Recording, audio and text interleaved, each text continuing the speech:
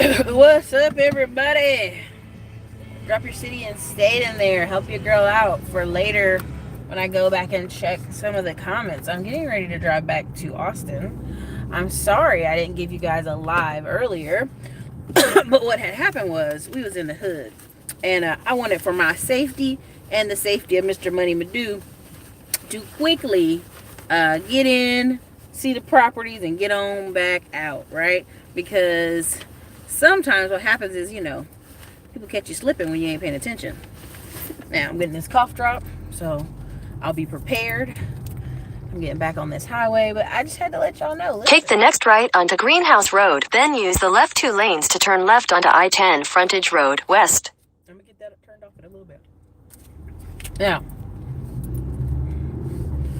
wow, I'm at it. All right, so look. Something I realize is free stuff won't solve your problem. What does that mean? Now, I've been watching. What I realized when you give somebody... Use the left 2 lanes to turn left onto I-10 Frontage Road, West. We'll get that fixed in a second. When you give somebody something for free, they don't value it. They don't appreciate it. And this goes for... In half a mile, slight left onto the I-10 West ramp. This goes for everything you can think of. Cars, houses, anything. Look at any Section 8 property. Look at any projects. Look at anything that's discounted. It's not valued. Look at kids. When you give kids their first car, and my mom used to say this all the time and drive me crazy. But now, as an adult, having to pay your own bills for your own car, you understand. Giving people free stuff won't solve this. Slight left onto the I-10 West ramp, then merge onto I-10 West. And this goes for relationships and people too.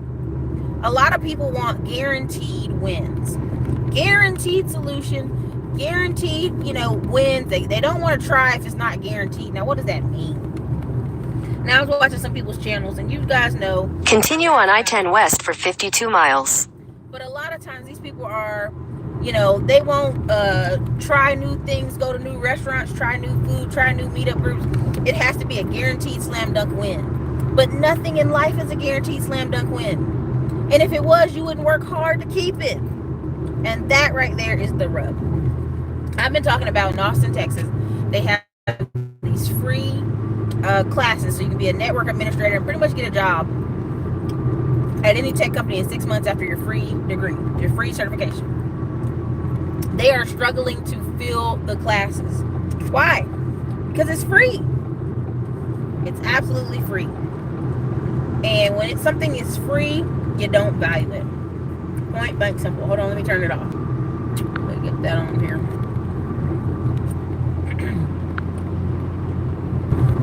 My bad. When something is free, you don't value it. When something's too easy, you don't value it. You just don't. That's why really expensive cars, really expensive houses are usually hard to get. Airlines, first class seat tickets, small jets, all these things are a little bit harder. Now, prime example, I went down there, get on Burrito Boy. I went and attempted to do something downtown for my business. And it was hard. I was annoyed. And then I realized if it was easy, they would be inundated with people down here trying to do something easy.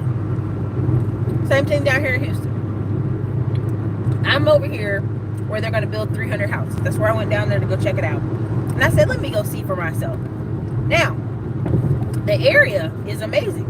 They get all the views of downtown. But the thing of it is being able to see it. And if it was easy to see or easy to do, many people wouldn't do it. And this applies to so many categories in life. But I realized this, that people think, well, Erica, you work all the time, you do all this stuff. But it's not. It's most people I talk to, they just do a little bit more than most. Whole different life.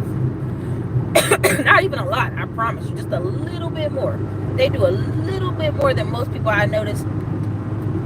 Leaps and bounds. So the 20-80 principle is legit. It's legit. And what happens is when you stand out, people want to smack you back down. So that's why people don't like doing hard things and don't like to stand out in front of others because they're scared of what others will think of them. But free stuff doesn't work. Now, they have this presidential candidate coming to talk about basic income. Unfortunately, I truly believe it's coming. And it's not a good thing. Because all it will do is raise prices across the United States nation. So where there are places you can get $300 rent or $1,000 rent, you know, now that's going to double, right? Because they know you got this basic income. And I've talked about this before, right? You can inflate the economy forever. You can give kids fake trophies. You can give people all these, like, you're doing so well. But nothing speaks to that inner value, that inner mission, that inner purpose, like you putting in some elbow grease. It just does. Now, I'm sitting here in a couple different Facebook groups that I paid to be in. Pretty penny each month. Because I like to stay on top of things. And I was in there today, and this guy had got all this money. And he's 21. Well, he got it via credit cards. And someone scammed him. And he lost $60K. Now, I am never delighted in someone suffering. By no means. But it was a moment of, like, when people started asking, did you ask this question? Did you ask that question? He didn't ask no real good questions. He really didn't do a good due diligence whatsoever. Now, people suggested to him, okay, hey, this is what you need to do. You need to go call the police. You need to do this. But then they also said, okay, well, then you need to go do some very boring investing with the rest of your credit card money, which was only like $45,000. But he said, no, I have this trip planned. I'm supposed to go on this trip. And they said, yeah, but if you go on this trip, when you come back, you won't have no money. What's the point of that? Because here's the thing. Something gotten easily will lose it. Easy come, easy go. There's a saying for that, for a reason. This guy is 21. He sees people on the internet, traveling, living their best life. He want to do that, which is fine. So he thought, hey, I'm going to give this guy $60K over here, which everybody knows you never pay everything up front. Get it all in writing first. Paid him $60K, guy disappeared. Now, if he was a smart person, he would go around and the real estate area groups and go ask about this guy's name and go see what people know about him or think about him. And then that would open up the door for him to know, okay, well, this guy's a scammer. But when you don't do any of that due diligence, any of that legwork, any of that, the hard questions, people can scam you. Now, I hate scams. The reason I hate them is because it makes it hard on everyone else. Now, and it's not just poor people. It's rich people too. Now, I told you guys in Philly, a woman raised $105 million. $105 million, and then she dipped. Now, combination of things. She didn't just dip. She actually took some of it, did some other stuff, but in general, she dipped. Now, many people say, well, who would have failed for that? Very wealthy people. Very skilled people. The people who fell for her scam, her Ponzi scheme essentially, were doctors, lawyers, accountants, judges, high income folks. But here's what the thing is, in our society in America, we're not like other countries. We don't teach accounting and interest in our school system. We make people very specialized. Now they get rewarded for being specialized. They get rewarded for picking a niche career or a niche opportunity. They do. They get rewarded. But, boom, over the head, here she comes. Again, that's why I tell y'all whenever y'all watching this channel, make the best education you want to get on business and how to start a business and how to market a business. And then what not to do is American greed. American greed is a testament in itself to all the great, amazing, different business ideas you can come up with. I mean, how marketing breaks it out for you. Marketing, ads, advertising, those are the difference maker. And then what to do, what to not do is the scamming part. Do what you say you're going to do. Fill out the documents. Do what you say you do. Because people all over the United States and all over the world have been partnering and investing together with people since the dawn of time. It's nothing new. What's new, unfortunately, is, well, not even that. That's not even new. I would say what's new is people don't want to have egg on their face. So they don't tell. So these people go on and on and on for years doing this crazy mess. Because nobody wants to be the person to say, hey, egg on my face, I messed up, I didn't do my due diligence. So even the guy in the credit card group, 21, lost $60K. He's like, well, is there a way I can report it as fraud? And they were like, yeah. after you go to the police, after you fill out a report. Homeboy just wanted to make a phone call and do it on the credit card and everything via very simple techniques. And that's just lazy, one. And two, it's this frat boy fantasy. It's this frat dude entrepreneurship that you're going to get these credit cards, you're going to take this money off, and you're going to be just balling out of control, and the money just comes in every day, and it's like, who? First of all, let's talk about interest rates. Secondly, let's talk about long-term hope, long-term money. Because nothing free is kept, okay? Long-term money, even when it comes to these investments. A lot of people, every day I get at least 12 messages. I'd say at least 10 to 12. Where people are like, oh, what do you think about flipping in this city? What's a great business for make real profit real quick? What's a great YouTube channel idea to make money real quick? It's all this real quick shit. And listen, if it was that easy, we'd all be doing it. If it was just that quick and that simple, that easy, that tell me something quick, we'd all be doing that, right? But that's just it. Baby boy, it ain't that simple. Oh man, he getting arrested. Oh man, he getting arrested. Sorry guys, squirrel, but this white guy on the side of the road is getting arrested. They're not playing with these people. It's the holidays and they're not playing. But that's the thing, people fall for this quick, easy living. Now, I've seen GCs, I've seen people over projects, but even they are doing hard work, keeping on top of the contractors. I've seen people owning companies, and well, that guy keeps everybody's had to do some work. Now, the funny thing is, I called my insurance company, and I have all these trucks with them, and I went to go talk to I called so early in the morning, and it was about the tickets, right? It was about traffic, toll violations. I was concerned they were gonna make the points go up. And I talked to the owner. This is my second time talking to him because I called so early. So he gets up there early before everybody else. But then he don't know how to do nothing no more. He's like, oh, I just hired a girl. She does all that. I don't even know. You got to wait till Hannah get in here. I don't even know, Erica. I'm like, what? Because even though he is focusing on the hard parts of the business, he's hired other people to focus on the other parts. And when he doesn't know something, he tells you he doesn't know. That I appreciate, even though it sounds crazy. But this happens all over at insurance companies. You have the boss specializing in getting more clients, getting more clients, getting more people in the underneath them with policies, and then the staff handles all the details, the paperwork, the niche information. You don't handle none of that.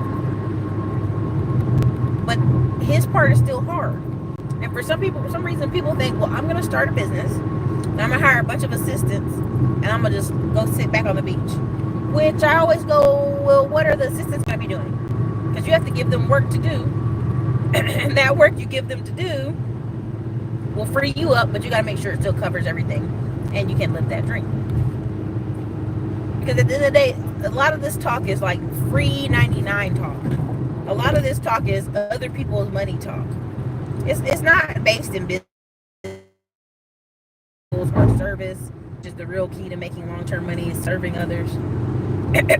Right now in Houston, all this money, and there's a video I shared on the community tab called, oh God, I'm messing his name up. I think it's something Anthony Payton Jr. And if you're from New York, you should be looking this guy up. Philip Payton Anthony Jr. PAP is what he used to put on his bill. It's PAP. And here's it goes like this. When everybody's living in New York, they still didn't want to let black people live in certain parts of New York. And even though they paid higher money in rent, even though they were good tenants, this is the 1920s, but there was race riots and things happened. So PAP, of course, went in buying buildings. And again, if you watch this video, it's literally less than 3 minutes, but it's mind-blowing. And what happened is the white people were like, oh, you can't buy that over here. Or racist business owners would try to buy up other buildings and push all these black tenants out. And he would just go back and buy in between. Because what ends up happening is it's expensive to be racist. It's expensive. It's expensive to be racist. If every time you're pissed about neighbors or people moving around you that you don't like, you keep moving, it's going to cost money. And in order to get the neighborhood you want, it's going to cost money. And see, what people really want to do is, same thing when it comes to school. The schools their kids go to, they want everything free. Well, my taxes pays that, Erica. I deserve to get this. You deserve to get extra treatment off of taxes? Come on, man. The point of what I'm trying to say is, with this whole PAP thing, is if you don't own anything, you don't have any skin in the game, any investments, these poor people kept getting shuffled around all over New York and getting put out of New York. Now, you let them people tell you the South is horrible, but to me, everything I've heard about Boston and New York and Philly and Ohio, that's been a rough situation up there too. In Chicago and the race riots, it's been rough up there too. But nothing comes for free. Those black people that kept moving around, they weren't able to own certain things, some of them. But now, when given the opportunity to own anything, people are like, oh no, Erica, no. I'm just trying to keep it light. I'm just trying to keep it easy. I'm just trying to show up at my job and come home, Erica. I ain't trying to do all that. Well, then hush. Don't complain about things not being fair. Don't complain about things being expensive. Don't be out here raging against the machine about, well, that person over there is doing this. Well, sir, it's not free to get away from that. It's not free to retire. And it's not free to go live this 10x life you guys want to live on $30K a year. That's just not happening.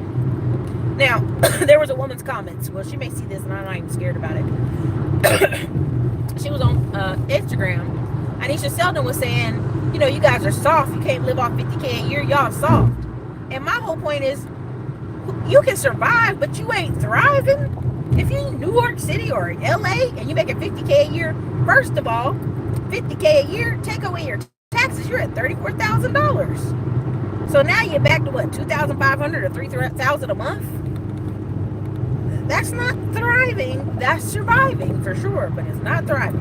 When you start doing math, like the rent gonna be $1,000, light's gonna be $200, insurance on your car $200, your car payment $500. That's the average for the United States. Then you're talking about student loan debt be $300 a month, food's $300. When you start adding that stuff up, that's not thriving. It's not thriving. Now, it is your right to mind the gap and invest what's the leftovers. Of course, I always believe that. I agree with that. We talk about that all the time. But at some point, some of you are going to have to make more. Now, there's nothing that makes people more mad when you start saying they have to do something, right? Somebody should do something. Well, that someone is you. Someone should lower the taxes. Someone should be for the little guys. Somebody should be doing... What do you mean? Somebody? It's you. You are the number one controller of your life. And no one wants to hear that. No one, unfortunately. You're the number one decider of if you're going further in life or if you're not. And at the end of the day, like, a lot of people have just given up.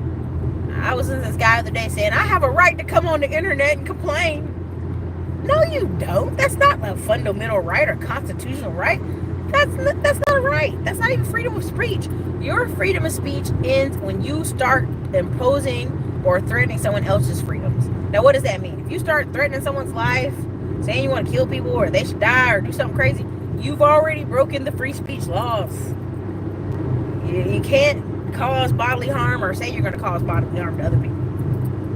And that's the problem. The people want to be angry, they want to be mad, but they don't want solutions.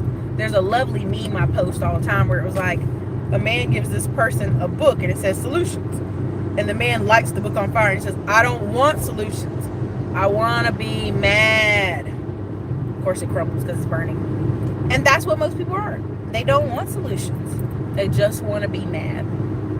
And if I told you, literally there's 2-3 people, and I want to see if I can bring them on the channel sometime in the future, them getting their first rental property to them getting their third rental property was like this.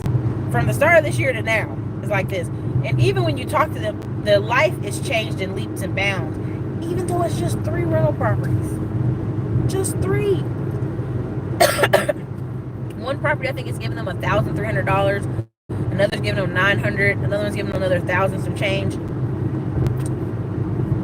It's like a teacher's salary or something's coming in their house every first of the month. Just a small change changes, just small stuff.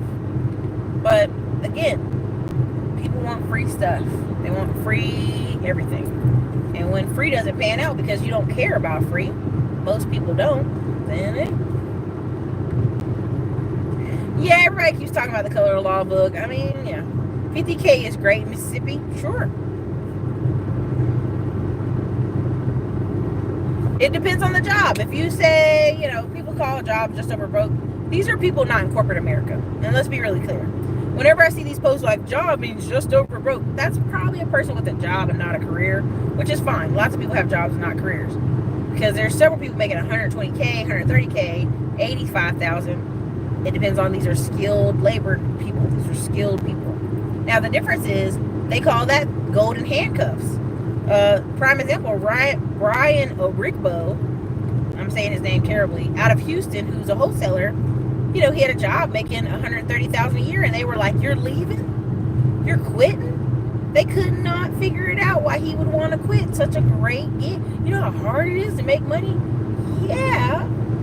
But if you don't have the freedom to leave and go as you choose, then what do you have? You have golden handcuffs. You got more money, you got a little bit more stuff, but you don't have the free time.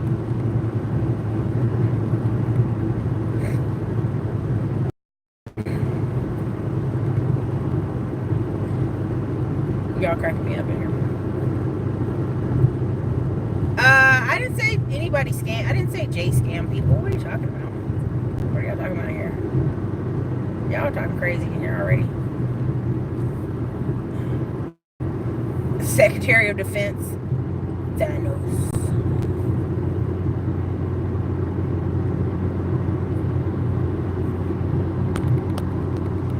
Anyway, what's up tonight, y'all?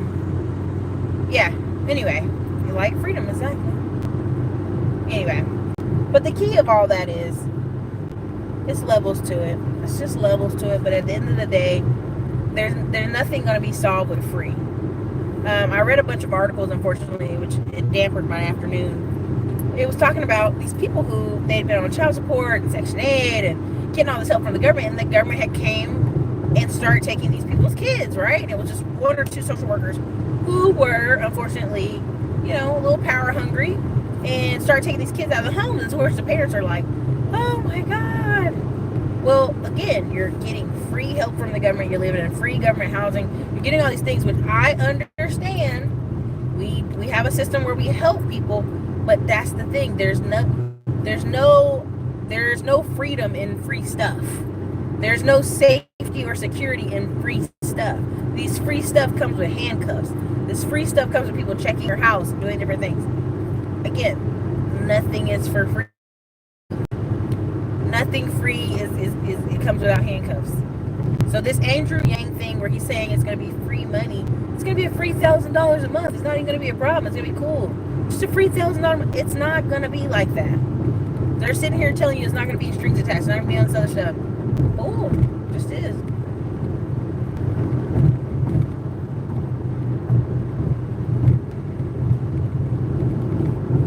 Exactly. I know. People, again, I keep telling y'all, if you're a school teacher or a nurse and you got one or two rentals, or you inherited your grandma's house and you got a little extra pocket change, you go to work with a little different step, because you can leave there and you won't die.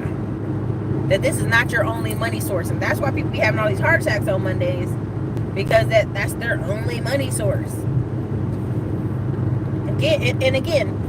Everything's going to cost you something, right? So this one guy was complaining like, well, I really want to get in real estate, but it's hard to make time to do this now. I'm like, okay, well, what's even harder?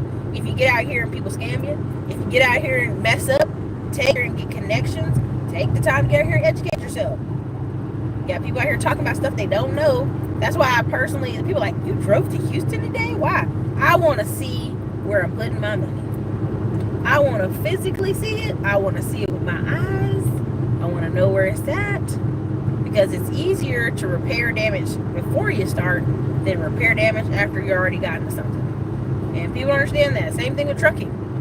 People love to tell you all this stuff about trucking, but then you ask them how many trucks you own. When did you own them? Did you own it now? Have you paid taxes? You got a lot of guys out here making money, but they can't own a truck because their credit's bad, or they can't afford the E&O insurance, which is, this operational insurance basically, because they're the owner operator. And at the end of the day, it's like, again, but because they're not willing to do what isn't free, because it's not free to run a business, it's not free to have investments. It's easy to talk. It's easy to talk when you don't know anything. Easy to talk shit when you don't know nothing. So that's a pretty cool truck, but it's expensive.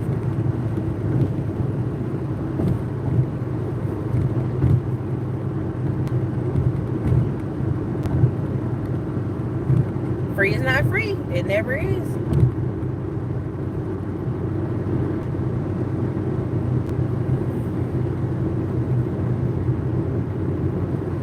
Yeah, listen, you can do it.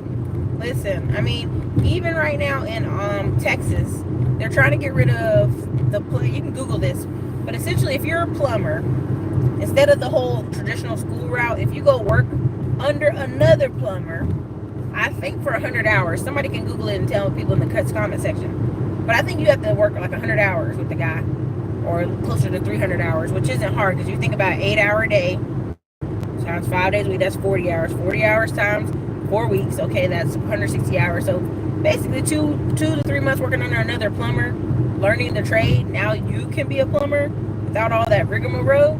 You're going to see more of that. Only thing you might not see with is electrician, because that can start fires. We need to keep those certifications. But as far as plumbers, yeah. And then that's because we're so short of people with trades. But again, everybody want to sit in the office, sit in the AC, wear the button up. They not doing nothing. They're not really contributing to their job, but they want to be inside the building where it's AC. They don't want to do hard labor. It's like, you gotta have some skills for that, dude. But again, how do you even transition to that? Now, there's some people say, well, Eric, everybody's not built for labor. Okay, well, that's true. Well, then that means you have to sacrifice what? Your time, your education, to do what? Have a skill that's valuable enough for you to be inside. Oh, Yang, definitely. Yang needs to really talk about that, like 10x more. That's all he needs to be talking about is vacation. Like, literally, we're basically saying, hey, we want to get rid of illegals who occupy all types of trades, and then you also you have an elder baby boomer population that are like, need to go home and retire, holding on by a thread. I'm telling you, the average, I think, construction worker is like 55. I mean, it's really high up there, and it surprised me, because I'm like, construction workers, like, that's the medium age? Like, that don't make no sense, right? Well, then the same thing when it came to farmers, 65 years old. I mean, like, just old. You don't have anybody to replace these people, and some of these people aren't going to be able to stop working because they haven't set up what? Passive income. Like, this lady tried to complain about middle class shrinking. These are not the middle class. And this is all that's being defined right now. All that's being shown is people that were never middle class are just being shown the door. That's all. Now, what is the true definition of middle class? It means income producing assets. Speak very clearly. Income producing assets that if this person loses their job, they can stay afloat year 2, 3, 4, 5, 6. Now, maybe people are like, oh no, Erica, that's crazy definition. But that's the true definition. Because if you really look at it, a certain income level, you're talking about doctors, lawyers, you're talking about eye doctors, you're talking about chiropractor offices, you're talking about people who own offices and businesses that do what? Run, whether they're there or not sometimes. Not always, sometimes. But what's being shown is, if you have to physically get up and work every day, if you stop getting up and working every day, it will stop. The money will stop. Everything will stop. That's working class. But see, we never started incorporating that in America. We never incorporated. We always incorporate, like the working poor or the middle class. Everybody's middle. No. When they sit here and tell you 25,000 to 75,000 a year is middle class, are you kidding me? 25,000? I think they moved it up to 35, but 25? And even when people say, well, Erica, there's different parts of the country that are cheaper. Okay, again, can the girl who's making 25,000 a year stop working today and never work another day? If not, then no, she's not middle class. She's working class. But we don't want to face those truths, and we really don't want to hurt people's feelings, and we don't really want to we don't really want to tell the truth in America, because if we start telling the truth, then all of a sudden a lot of people are like, hey, wait a minute. That means like everything's what I believe my whole life is not right. Yeah, basically. Yeah.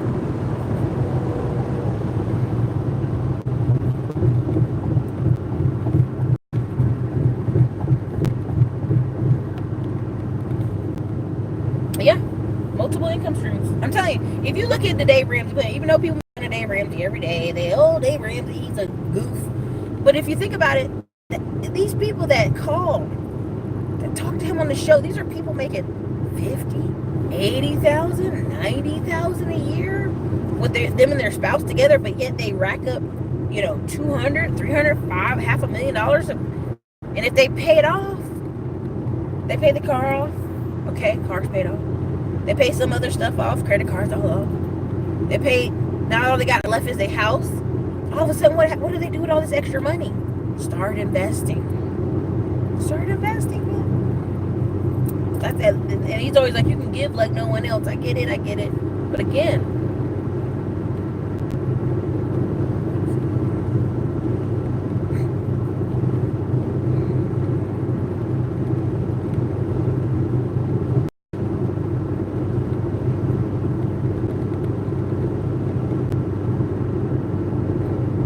yeah, I see what you're saying in there. Try not to at me. There's like a bright red thing on the screen. But yeah, well, just families in general, though. The definition for family is like family of four, but then they never clarify. But at the end of the day, a single mom that's making 70K, 80K, 90K a year, that's a nurse, or someone who's making higher income, their child's going to have a different outcome on life, per se, different opportunities than somebody who is making $16 an hour and it's just her and her 4 or 5 kids. You guys saw the article, I think I posted it in the community tab, where it's like the new face of homelessness. It's a woman making $9 an hour. She's got 6 kids, 4 hers. She adopted 2 more, her and her husband. But all the kids look alike, so they must be somehow related cousins or something. And it's like, oh, I left my abusive husband in 2015. And now that she's having problems having housing. And I'm like, okay, if you got 6 kids and you want to leave your spouse, you got to do the math on paper, baby. That $9 an hour is not going to cut it. It's not going to cut it. Unless you want to sneak by illegally and get like a 2-bedroom apartment, even then they're going to figure that out and cram everybody in a 2-bedroom apartment and get a buy like that. But $9 an hour? I'm not saying for her to stay with her abusive husband, but I'm like, pretty much you needed somewhere in there you needed a different job if you're going to leave. Or prepare the kids to say, hey, mom's going to have to work 2 jobs. But yeah, they were like, this is the new face of homelessness. I'm like, no, that's one woman's terrible story. And again, not that I'm not being gracious or kind.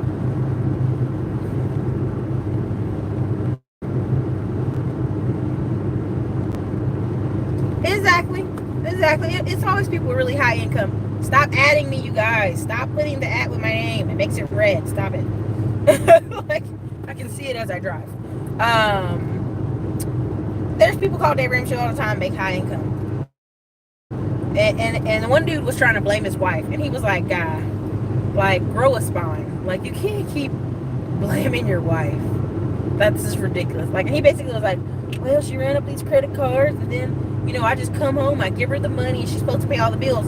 And Dave Ramsey was like, okay, well, first of all, that's an easy way to cop out, to not do your part and let it all fall on her. Every time I hear people say that, I know so many truckers that call and say that. So many guys say, well, I just let my wife handle it, and then when something goes wrong,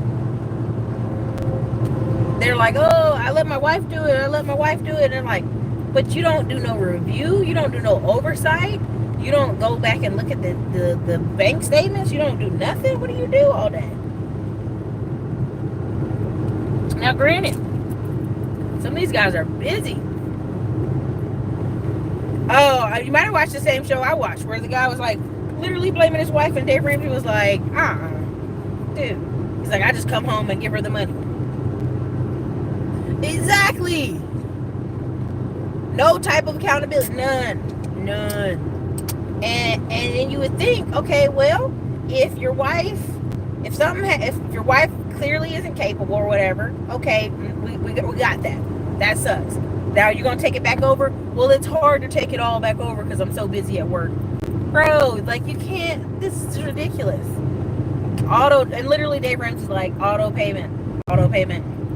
Get a new account and put everything on auto payment. And he didn't like that answer, of course. Well, that's gross. That's gross. That's a nasty tasting thing. I went and got the pumpkin spice cold brew from Starbucks, and it's gross. Yeah, that's it's a bitter nasty. What's going on up there on the road?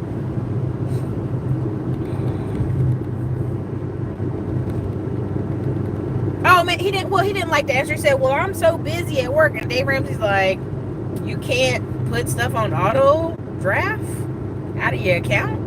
No, my wife handles that. Well, you can't. If your wife is reckless with the money, then that means you need to handle it. Sounds like she needs to get and celebrate recovery, which I don't know if you guys know what that is. If you're any Christians, it's like churches do a thing called Celebrate Recovery, and it just talks about ways to free yourself from addiction. And it doesn't have to necessarily be drugs. It can be money. It can be anything.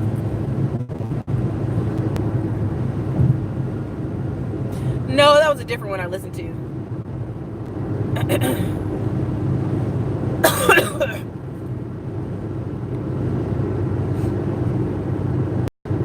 So working class definition by default means every day you get up and go to work. If you stop working in less than 30 days, you lose everything.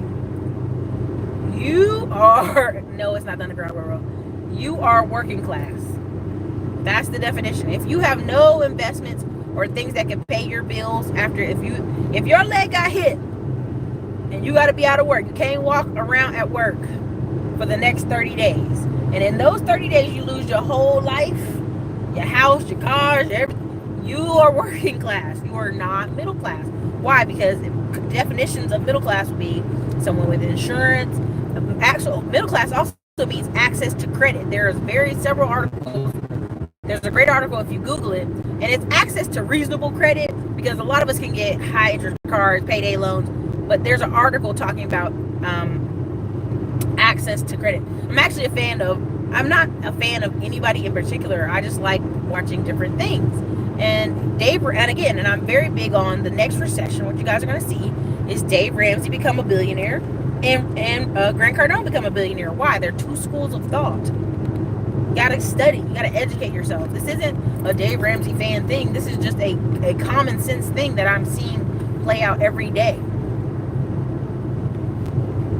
But it's not just that. It's not just 30 days.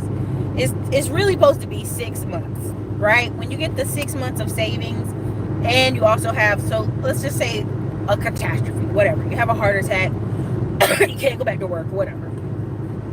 You should have insurance that covers the cars, right? Insurance that covers workplace injury. Different things that cover that. It's like a stopgap measure.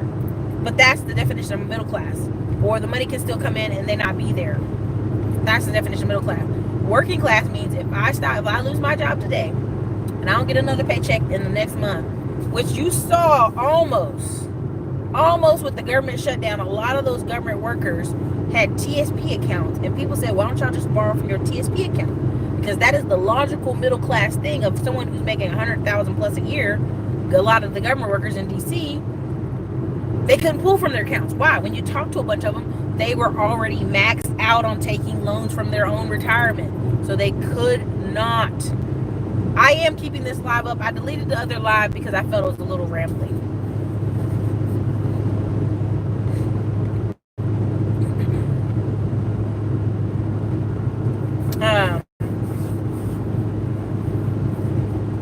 But you know, it just whoopsie.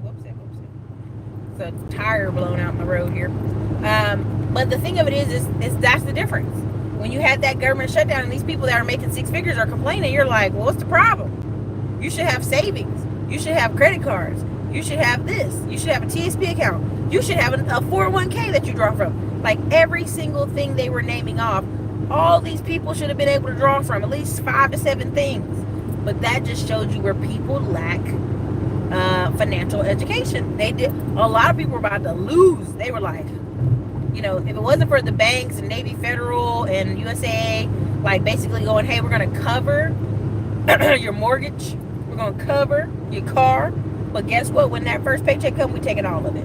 And that's really what happened. If you ask a lot of people who were actually in that time frame, if they let USAA or Navy Federal cover their stuff, when they money came to their account, Navy Federal and USA took that check, baby. Took it. Grant Cardone has been dissing all kind of people. Grant Cardone, if you notice, he's doing all these shows, he's doing all these podcasts. Why? Because it's getting attention, one. And two, every day, some young kid, 18 to 25 years old, turns on YouTube and goes, who's this person? Never even heard of him. When I was at the 10X thing in Florida, Ty Lopez came on. And I think they asked people to stand up for people who came for Ty Lopez. I promise you, I wouldn't say 1/3 of the arena stood up, but I would say a huge section stood up. And I remember asking this kid beside me, oh, how long have you been listening to Grant Cardone? Oh, I've been listening to Ty Lopez, and I realized Ty Lopez was going to be here, so I came for this. This dude came to an event that Grant Cardone put on called the 10X and was there for one speaker. One speaker. You gotta think about that. One speaker. He came because of Ty Lopez. So Ty Lopez's technique of getting attention worked because there's some people that were there that didn't even know who Grant Cardone was. Same thing. There's certain videos of mine. I feel like if they had 1 million views, I know for a fact they had 500,000 views. I would be just falling over in dough.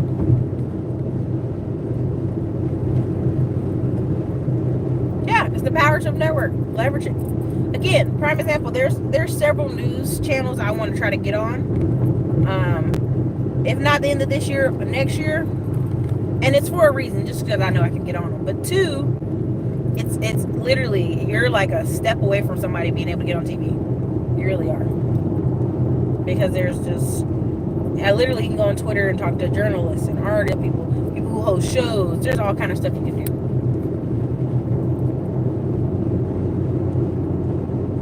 But again, it's like getting attention with it making it make sense, right? Getting attention, but for what? Now, what you see is the power of, wow, the traffic's terrible over there, y'all. I feel bad for the people driving back to Houston tonight. What you see is all these girls on Instagram getting attention, and guys too. There's some guys, somebody tried to make a smart comment about these girls getting flued out. And I said, oh, there's a group of people who are like sponsor finders. Like they find out who's getting sponsors. Okay? And when it means sponsors, somebody flying them out for stuff. There were men that they caught up in that. Like they caught men physical, like buff, muscle-bound dudes who, gay dudes were like, hey, I'll fly you out. I'll fly you out to Europe over here. I'll do this. I'll do that. And it's like, what? Like, so they were catching people. Stop adding me. Lord. It's like a giant red crayon on the screen. Stop it. Stop it. Please. Stop adding me.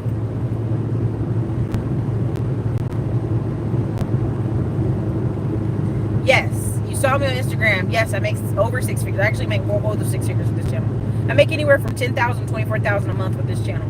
That's product, service, consulting, everything you can think of. But again, I'm serving a particular thing people want.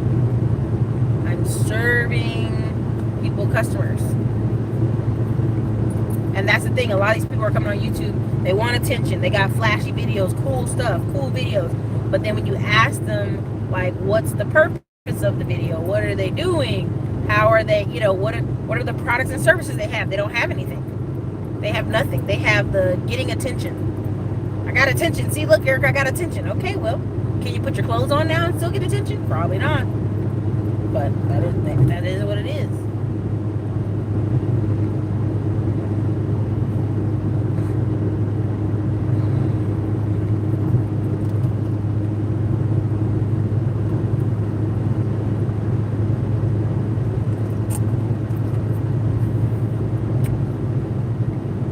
But yeah, that's all. I didn't want to rant too long, but long in the story short, oh yeah, Mentor Shelley, I know you're in Georgia now. You all right out there? We have the Dorian out there. I'm supposed to be flying to FitCon Wednesday or Thursday, and hopefully won't be going up there.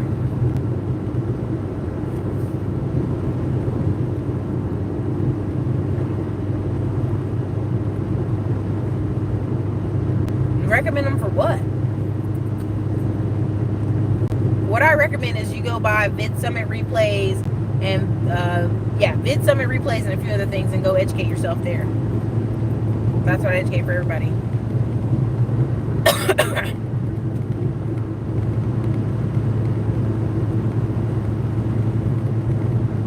Ew, that's terrible.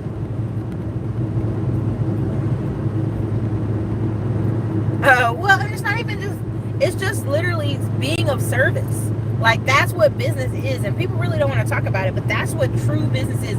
True business is being of service. There's a book called The Jewish Phenomenon. You should go read it. And the long story of the book is basically every person in your community is supposed to be of service and serve some role.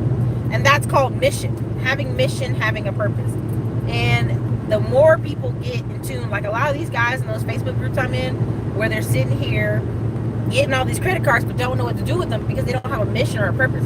Their overall mission was to get hot chicks and travel with credit card points. And then when you start talking to them, you're like, what else? What else do you want to do? Oh, I don't know. You should be in that time frame, sir. When you got them cards, you should be going to conferences, events, seminars, doing deep digging of who you are to figure out what it is you can do best to serve others.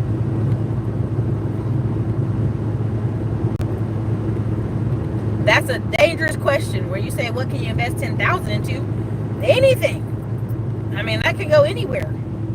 That could go anywhere. That's too big, just too vague of a question. That's too broad.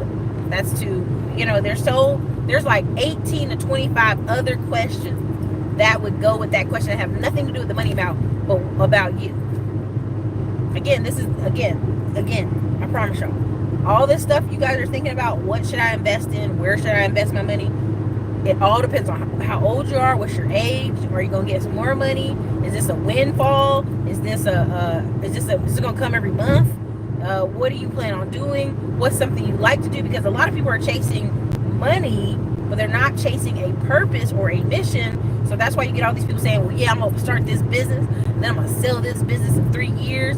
And you be like, they doing all these hoops and jump through all these mazes to sell something that they could just keep themselves and keep running.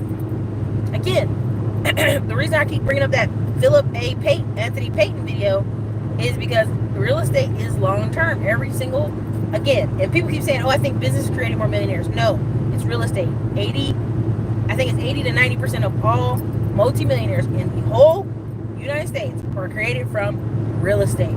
That's why people try to downplay real estate, like, oh, you don't got to use real estate to get rich. That's bunk. Every single person you find in these big companies and these big investments, their biggest number one thing is trying to buy the building their business is in. 1, that's real estate. 2, have other assets they control. Walmart, McDonald's, they have some of the most valuable real estate in all the United States. Look at the locations they buy. Look at where they're at. The YMCA. People don't understand this. People sleep on this. The YMCA is one of the most valuable real estate propositions out there. YMCA does what? Go in the inner cities. All right? They go in the inner cities and they go downtown where there's poor people. Now, what's happening in most cities all across the United States? Free gentrification. A lot of YMCAs are selling and closing their doors, and this has been a big issue and a big scandal. Lots of articles have been written on it because they're like, YMCA, why are you doing that? Well, YMCA is a business, baby. They got to stay in business, don't they? So it just is what it is. But again, real estate. And again, if you can't control where you want to live, if you don't own where you live, you are at the mercy of someone else. Now, I won't go as far as this other guy said, if you don't own your house, you're homeless. I'm not going that far. That's dramatic. But I will say, you're not in control. You're not in control. And this one guy tried to say over at O'Shea Channel, everybody don't want to be a leader. But you want a submissive wife, but you don't want to be a leader? Where y'all both just gonna sit on the couch like, what do you want to do? What do you want to do? What do you want to do? I don't know. Where do you want to move? I don't know. That's the dumbest thing I've ever heard. To every battery's positive, there's a negative. You gotta have a positive and a negative. So that means, just like with anything else you're doing out here, positive, negative. With the freedom to move around and go to different apartments, the positive is you don't want to live there anymore, you pick up and move over there. You don't want to live over here anymore, you pick up and move there. But the negative is you don't own anything. And people say, well, I don't care about that. Well, then you go and you meet 90-year-old people and World War veterans and Vietnam War veterans being kicked out of their house at 90 years old, kicked out of their apartments. And you're like, shame on that apartment. It's an apartment. It's not their house. It's an apartment. It don't matter if they've been in that apartment 20 years, 30 years, 40 years, 50 years. It's an apartment. It's not a house. It's an apartment. They don't own it. They're not entitled to it. And that's the problem.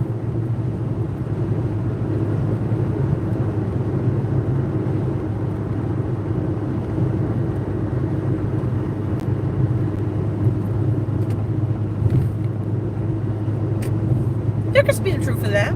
There could be truth in that. But, again, I finally watched the Dave Chappelle. Y'all kept messaging me, Dave Chappelle, Dave, you should totally do the watch the Dave Chappelle comedian show. So I watched the Dave Chappelle comedian show, and it was funny. I will give it to him. He was a little bit long on some of the gay jokes, but it was funny. What's that paying one? It was funny. But, I mean, it just, it's the prime example, man. It's like, when you own your work, you can do whatever you want. Dave Chappelle pre-recorded himself all over the place and was like, hey, you gonna buy it or not? Netflix bought it, you know what I mean? It's one of these things of, like, power of ownership. It just is.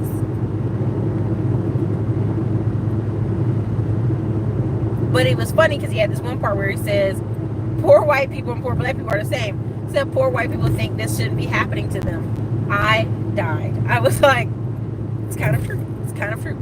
If you've been taught your whole life that you're the winners of whatever it is, whatever it is in life, and then you're not winning, you're mad.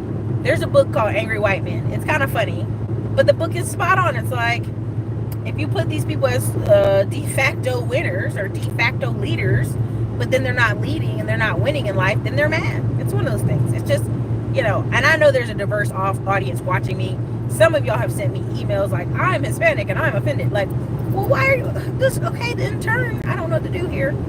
I usually just skip business topics, but on a Sunday when it's not a business topic or I'm just freely talking, you don't have to watch this if you don't want to. I've had Asian people literally respond and say, well, Erica, that was offensive. I apologize. But this is my channel. I'm usually free to say what I want on here.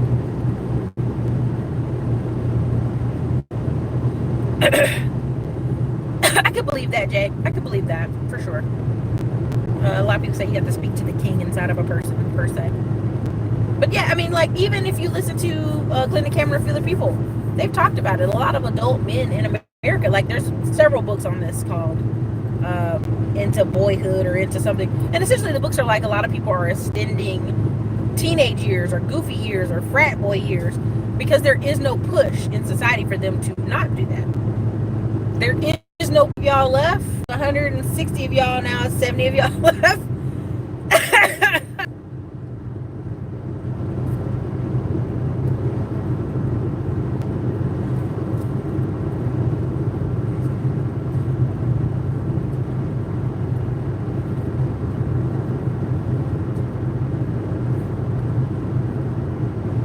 It was Skynet, that damn bastard Skynet.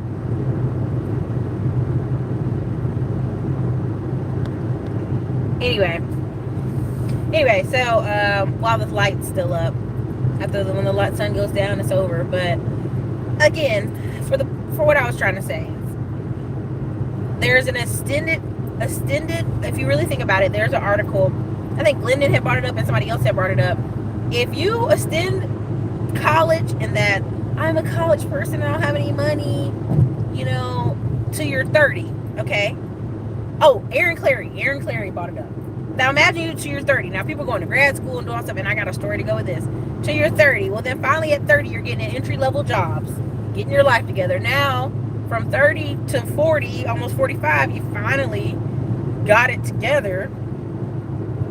Now, if at 45, your parents are elderly and they need help, so then you just never really get a life. I mean, you get some life, you get some kids in there, you get some struggle, but you never really get freedom. And that's the scary part. Because this guy was saying, Glenn and Cameron saying a lot of the women he's seeing on some app or something were living with other people. And I'm like, that's not just women, that's men too. There's a lot of people in the 20s not thriving, unfortunately.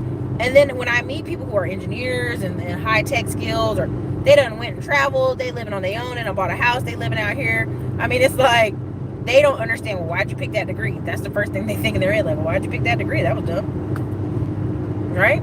So it's one of those things, or why didn't you make a hard choice, essentially, kind of argument. And I'm telling y'all, it's like, there's a lot of people out here extending adulthood to, like, the limits, okay? The limits. And, the good thing about being in America, you can always get back on track, and get a good job, a decent career, you make some money, but it gets tough. Now, again, that one book I read, I can't remember the title of it, but it's, if you're struggling financially 35 to 55, woo, 60s, 70s, and 80s, are going to be horrific. And that's me paraphrasing. Essentially, that's what the book was saying.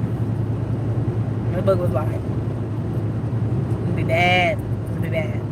And 35 to 50 is the prime time people actually start investing in real estate. And I think it's because they realize, like, well, what else can I do with my money? Am I just going to keep buying crap and junking crap? Or actually invest it and make it work for me? Or what does retirement look like? Because I think we all have a little bit of building our own thing in our mind and our psyche. And if we don't build our own thing, that's when I think we're frustrated, because we're at work and we're not building something that's our own. We go home, it's an apartment, it's not something that's your own, it's your car, People are natural builders.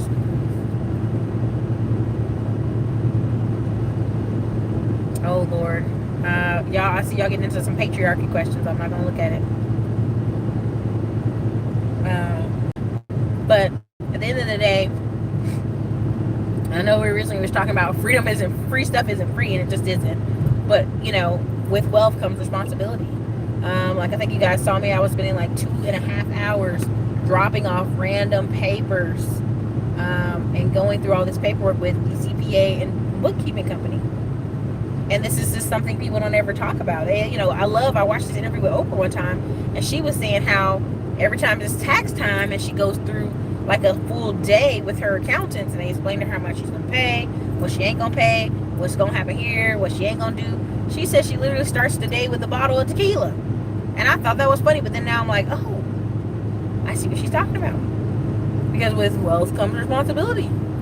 With all this documentation and creating little different products and courses and investment groups, it's going to require some documentation. But if it was easy, everybody would be doing it.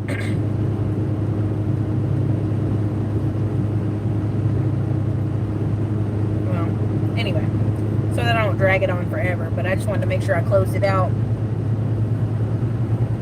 Close this video out reasonably. So I'm going to focus on my last stretch of the road. But listen, we're doing the mastermind in Atlanta. I'm trying to put together something for mostly the group investors to come meet me in Detroit for a day, or meet me in Houston for a day to look at our properties, because I think it's important for you to put your eyes on it. And I'll have more details for those people within the group. Now, I have some one-offs coming up in Oakland, California, in Denver, Colorado.